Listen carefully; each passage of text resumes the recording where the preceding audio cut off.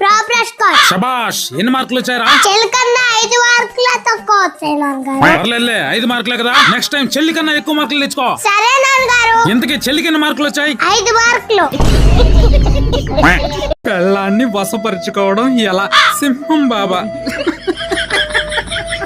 ఈ రోజు నా పెళ్ళాన్ని వశపరుచుకొని కాళ్ళు 2 ఒత్తి చేసుకుంటా. హలో హలో, సింహం బాబా.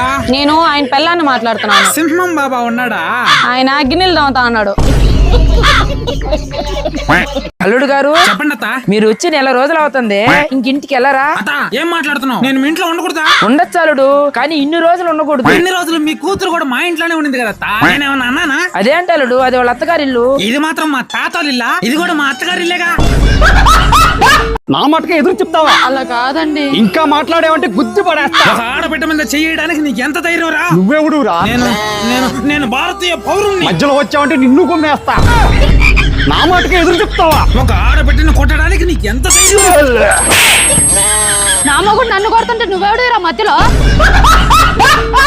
ఏమే, నేను కాస్త బయట దాకా వెళ్ళొస్తా. వచ్చేటప్పుడు చక్కెర తండి. అమ్మ ఎప్పుడు అద్దె ఇద్దాన్ని నా తల్లిని బాగా ఇలాగే విసిగిచ్చావంటే వెళ్ళి సముద్రంలో దూకేస్తా. వచ్చేటప్పుడు చేపలు తండి.